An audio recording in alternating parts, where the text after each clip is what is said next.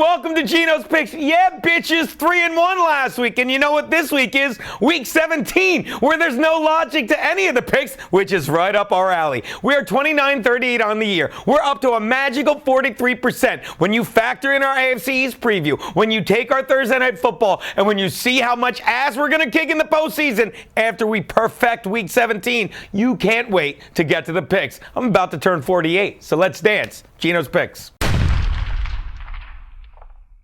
My first pick, the Texans are getting 3 from the Titans in Tennessee. Wow, what a battle we have in this one. Tom Savage of the Texans against Matt Castle of the Titans. Who knew Matt Castle was even still playing in the league? Apparently Las Vegas didn't, or they wouldn't have made the Titans 3-point favorites. Here's something else you probably didn't realize. The head coach of the Titans is who? Did you say Mike Mularkey? I'm impressed because he's just not that memorable. Even though he took the Titans from 3 wins last year to within a snapped Marcus Mariota, that is his name, I wrote it, fibula of making the postseason. You don't know what goes on behind the scenes. Well, now the currently 8-7 Titans have nothing left to play for other than losing and getting a slightly better draft pick next year. And the few of them that will want to win this game will change their tune after they see Matt Castle throw his first pass on New Year's Day. That's going to be as wobbly as anyone who was drinking the night before. Which is why you can expect the offensive line of the Titans to absolutely check out of this game in the first quarter. Because if they thought hearing Mariota's fibula break last week was upsetting, with Castle under center, they're about to see 40 much uglier snaps. That did work. Oh, and as for the Texans head coach Bill O'Brien, who cares who's under center? Fun fact, the Texans have won the AFC South now 3 straight seasons using 8 different quarterbacks. Not to mention, he gets the most out of every player. Case in point, Randy Bullock, who missed 25% of his 40-yard field goals while playing for O'Brien, but missed 100% of the ones he needed him to miss last week when he played for the Bengals and helped them clinch the is it division? Is it long division? Texans want to go into the postseason with a win, riding a W. I'm taking the Texans and the 3 they're getting.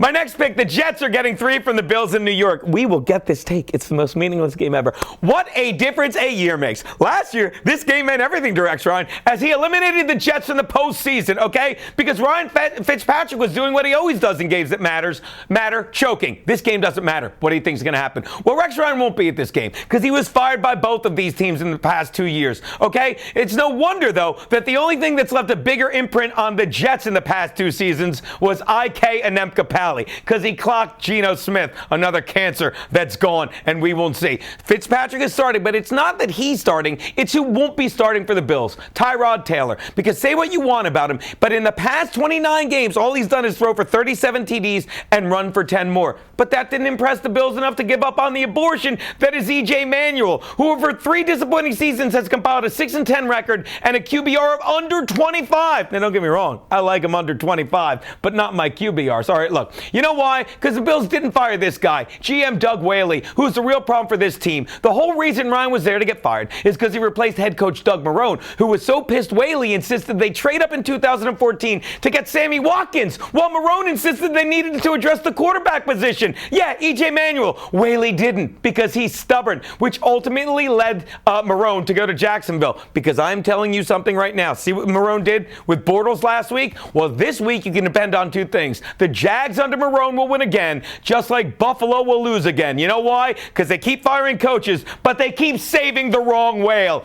Doug Whaley's ruining this team. I think we're going to get to the end of this pick. Take the Jets and the 3 you're getting. My next pick, the Dolphins are getting 10 from the Patriots in New England. In 15 games this season, the Patriots have only lost twice and only failed to cover 3 times. But here's the thing about this game. They just need to win this game and get the hell out of Foxborough. Matt Moore, meanwhile, who we've ridden to 2 wins, thank you, Matt, and has always contended that he was the best quarterback on the Dolphins roster, continues to prove that, which is why, while Tom Brady will put in 30 minutes of effort, the Fins put in 60 and keep it close. Not just because of Matt Moore, but because of this guy. Yeah, you don't know who that is, do you? That's their kicker, Andrew Franks, who has been beyond reliable all year. Like last week, when he had a clutch 55-yard field goal on the final play of regulation to force overtime, and then with ice in his veins, nailed a 27-yarder in the final minute to win it. Wow. The last time any Franks had this many quiet games, Ann and her dad were playing charades in an attic. Yes! Take Miami in the 10 you're getting. Which brings me to my Double Your Money Sunday night pick. Finally, he does his job. Man, does the NFL know how to make money flexing this game that will most likely have the most playoff implications into the Sunday night slot. In fact, if the Redskins win at 1 p.m., the only way they don't make the playoffs is if this game ends in a tie. How much fun would it be if these two teams took the kickoff and just knelt the ball out for 60 minutes while people in Washington lost their minds? Or people in Washington washed their minds? I don't care.